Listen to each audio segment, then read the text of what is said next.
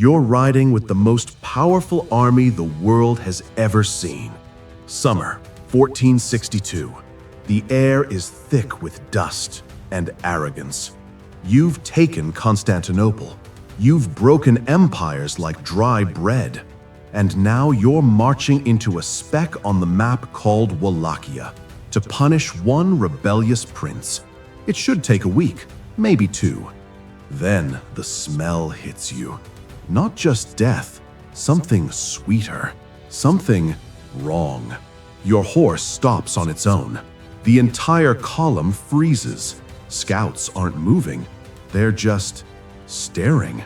And when you crest that final hill outside Targovishta, there are no trees.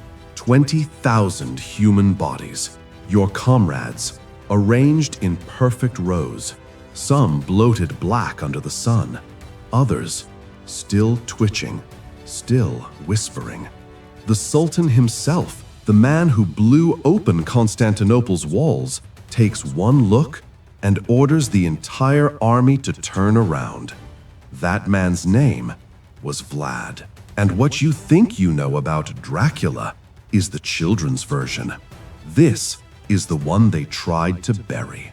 Welcome to Crimson Historians. Tonight, we're not telling you a horror story. We're telling you how horror became strategy and how one broken boy weaponized pain so perfectly that he stopped an empire dead in its tracks. Hit subscribe because the truth is so much worse than the myth. 1442. Vlad is 11. His father makes a deal with Sultan Murad II. Keep my throne, and you can keep my two youngest sons as living hostages. So Vlad and his brother Radu are torn from their castle and delivered to the heart of the empire that will one day swallow their country. They're dressed in silk, tutored in Turkish, Arabic, the Quran, war. On paper, the best education in the world. But every night, Vlad hears the screams from the palace courtyard. Public executions, men broken on the wheel. He watches the Ottomans perfect the mathematics of fear. How to make an entire city obedient by torturing 10 men in exactly the right way. He is powerless, and powerless children either break or they take notes. Vlad took notes. 6 years, 72 months of memorizing every scream, every technique, every lesson in how to turn pain into policy. When he came home in 1448, something inside him had turned to stone. 2 months later, his father was murdered, his older brother buried alive. 17-year-old Vlad was suddenly alone, surrounded by the same nobles who sold his family for Ottoman gold. He smiled, he waited, and he never forgot a single face. 1456. Vlad seizes the throne. His coronation banquet is legendary, but not for the wine. He invites every powerful boyar family, the ones who betrayed his father. Mid-feast, he asks one gentle question. How many princes have you served in your lifetime? Old men brag. 7, 10, some of us remember 12. Vlad nods and gives the order. Every man who answered is arrested on the spot. The old ones, impaled in perfect rows outside the palace windows. Slow, deliberate, designed to last days. The young, strong ones marched 50 miles barefoot to the ruins of Ponari Castle and forced to rebuild it stone by stone until their noble clothes rotted off and their hands turned to bone. Most died on that mountain. The survivors became his new nobility.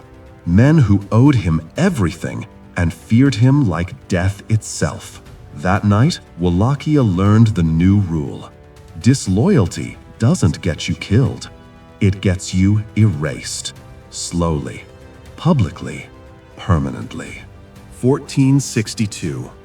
Sultan Mehmed II, Vlad's childhood friend, marches with 80,000, 90,000 men to end him forever. Vlad has maybe 25,000. He does what he always does. refuses to fight fair.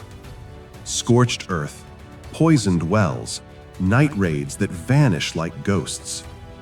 Then on June 17th, he dresses 10,000 men in stolen Ottoman uniforms and personally leads them into Mehmed's camp at 2 a.m.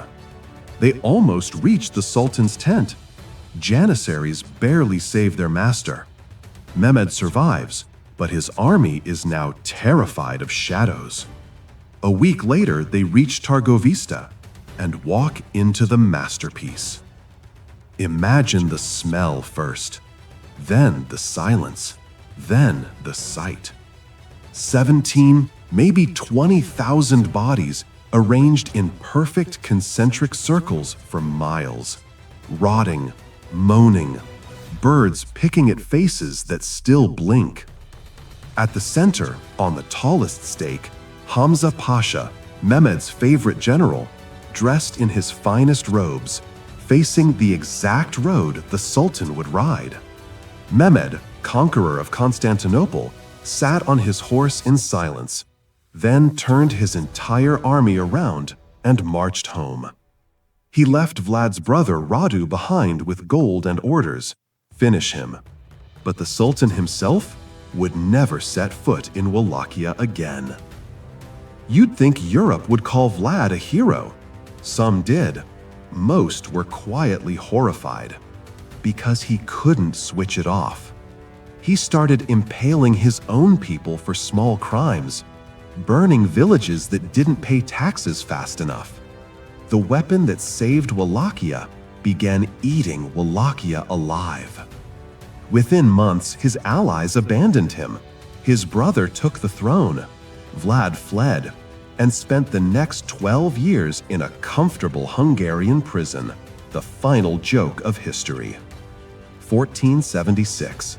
He claws his way back for 2 months, then dies in battle.